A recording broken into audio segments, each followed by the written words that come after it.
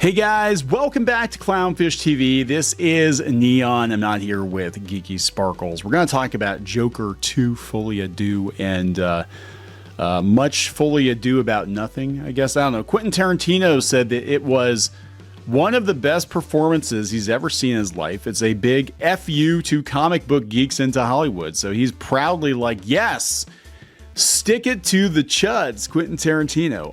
Now, here's the thing. Regardless of what you think about Joaquin Phoenix's performance as Arthur Fleck, regardless of what you think about the movie, I don't think the studio is going to be very, very happy with Todd Phillips, because that's a $200 million FU. And the movie's already on Vudu. Like, it's already Fandango, whatever the hell they call it. It's on digital, right? You can buy it already. It failed miserably. It's one of the biggest flops of the year. But hey, you tell the nerds to go F off. Like, is it worth it? Was it worth it? I don't know. Maybe to Todd Phillips, maybe to people who don't actually have skin in the game, it was totally worth it. But to the studio, yeah, they're going to be like, oh my God, we're not doing that again. So we're going to talk about that. And we're going to talk about Joaquin Phoenix turning down the role of the Joker in The Dark Knight. That would have been a very, very different movie. A very different movie. So let's talk about this. Before we get into it any further, please subscribe for more pop culture news, views, and rants. Guys, again, Geeky sitting this one out. She's not feeling too good. She was in a video earlier today, and that one actually went pretty well, all things considered, considering she couldn't talk. But she doesn't have any interest in the Joker.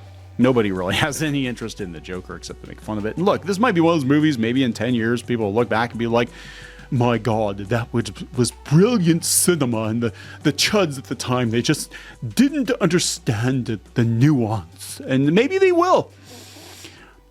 But right now, the studio's like, holy fuck, there's nothing nuanced about how much money we lost.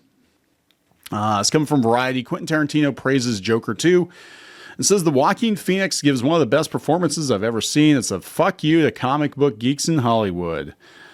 Joker Fully Ado bombed with critics and at the box office, but not with Quentin Tarantino. The filmmaker recently appeared on the Bret Easton Ellis podcast. Who? Everybody's got a podcast now. I have a podcast. We have a podcast. Go out to clownfishminus.com and you can listen to our podcast. He raved about the divisive Joker sequel, which is barely at the holy shit, that is a lot worse than I thought it was. It's barely at the 60 million mark domestically after nearly a month in theaters. It should have made more than that opening weekend. The movie's worldwide total stands at $201 million, a huge nosedive from the 2019 movie's $1 billion gross. I really, really liked it a lot, like tremendously. And I went to see it expecting to be impressed by the filmmaking. But I thought, this is what Tarantino said, but I thought it was going to be an arm's length intellectual exercise that ultimately I wouldn't think worked like a movie, but that I would just appreciate for what it is. And I'm nihilistic enough to kind of enjoy a movie that doesn't quite work as a movie, or that's like a big giant mess to some degree. And I didn't find it an intellectual exercise. I really got caught up in it. I really liked the musical sequences. That's why I never went to see it. I was out. I got really caught up. I thought the more banal songs were, the better they were. I find myself listening to the lyrics for once in my life in a way I never had before. Tarantino said that he saw a bit of his natural born killer story in the Joker sequel. A lot of people thought that that's basically what it was going to be, but without this, I guess with singing and dancing, I don't know. Compared Joaquin Phoenix's Arthur Fleck and Lady Gaga's Lee Quinzel to that movie's disturbed serial killer couple, Mickey and Mallory. As much as the first one was indebted to Taxi Driver, this one seems pretty fucking indebted to Natural Born Killer. So yeah, so he likes it because it was an homage. Actually, it just sounded like a fucking mess to me, but whatever. As the guy who created Mickey and Mallory, I loved what they did with it. I loved the direction he took. I mean, the whole movie was a fever dream of Mickey Knox. On top of that, I thought it was really funny. He said, adding they saw the movie in an almost empty IMAX theater and therefore could laugh without bothering anybody. I know I'm laughing at scenes that other people wouldn't be laughing at. Prison rape is a hoot.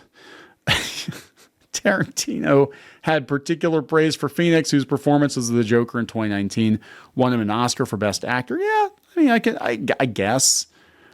I mean, a lot of people I think people really, a lot of people wanted to go see Joker because they wanted to stick it to the media.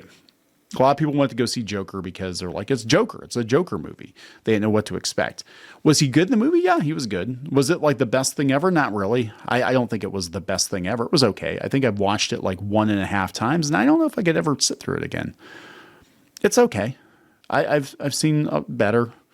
I've seen better. Sorry. The director said Phoenix gives us one of the best performances I've ever seen in my entire life. And he commended director Todd Phillips for being the Joker himself. The Joker directed the movie. The entire concept, even him spending the studio's money, he's spending it like the Joker would spend it, all right? Tarantino said. And then his big surprise gift, the Jack in the Box, when he offers you his hand for a handshake and you get a buzzer with 10,000 volts shooting you. Is this the comic book geeks? He's saying, fuck you to all of them. He's saying fuck you to the movie audience. He's saying fuck you to Hollywood. He's saying fuck you to anyone who owns any stock at DC and Warner Brothers, and Todd Phillips is the Joker. He is the Joker. Oh my God. Yeah. Good luck with that, because I don't know how many phone calls he's going to get after this one. I mean, he's made the studio money before, but if he did that intentionally, I'm going to deliberately make a movie to piss off people. And I know it's not going to be popular, but damn it, I'm an artiste. They're going to be like, yeah, okay. Go to the Patreon or something, because, we're not bankrolling this shit. This is also coming from Variety. This was the same day. Joaquin Phoenix reveals, I talked to Christopher Nolan about playing the Joker in The Dark Knight, but I wasn't ready then. I am very, very glad he did not. Because his take on the Joker, the Arthur Fleck version of the Joker, is definitely not the Joker. It's definitely not the Clown Prince of Crime. Why can I not say that? The Crown Prince. See, that was a play on that. The Clown Prince of Crime. But neither is Heath Ledger's Joker. But he was a devious son of a bitch. I loved Heath Ledger's Joker. He wasn't the Joker either. Not the Joker like I think of him in the comics. Like he was not the comic book Joker, but that character, that clown character, he played. That anarchist, he played. He was the biggest schemer of them all, and he kept complaining about the schemers, but he really knew what the hell he was doing. He was very, very intelligent. He was fantastic. He was phenomenal, and I can't picture anybody else playing that character. Definitely not Joaquin Phoenix. And I'm not saying Joaquin Phoenix is a bad actor. I don't think he's a bad actor at all. But yeah, I'm glad it worked out the way that it did. He said, I remember I talked to Chris Nolan about The Dark Knight, and that didn't happen for whatever reason. Okay, so maybe Christopher Nolan's like, yeah, that's not going to work out. I wasn't ready then. That's one of those things where it's like, what's in me that's not doing this? And it's not about me. There's something else. There's another person who is going to do something. I can't imagine what it would be if we didn't have Heath Ledger's performance in that film. Yeah. I don't know whether Christopher Nolan was coming to me saying, you're definitely that person. I can't remember the context of how we met, but I know we met. My feeling was I shouldn't do this, but maybe he was also like, he's not the guy. Yeah, I was very shocked when they cast Heath Ledger as the Joker. I was like, wait, the guy from 10 Things I Hate About You is the Joker? What the hell are you doing? What are you doing? Ledger's critically acclaimed performance as the Joker won him an Oscar. So apparently that's the thing. You got to be the Joker to get an Oscar, right? Did Jack Nicholson get an Oscar? I don't remember. I don't remember if he did or not. But yeah, I can't imagine him playing Heath Ledger's Joker. But I don't think there's going to be a Joker 3, guys. Call me crazy. Well, I mean, given the ending of the second one, it's very unlikely. But yeah, there we go. There we go, guys. The Joker made the Joker. Maybe that was the joke. That was the in joke. I just don't think Warner Brothers is going to find it very funny. Gonna wrap it up. Please subscribe. We'll talk later. Join the reef. Go to clownfish-.com. That's clownfish-.com. You will get exclusive access to podcasts and videos and comic strips and more, as well as merch discounts. Check it out. If you were a member, you could get this t-shirt, this dismal t-shirt, on our website, you'd get a 10% discount on that. You can also join in the community on clownfish-.com. Thank you so much for the support.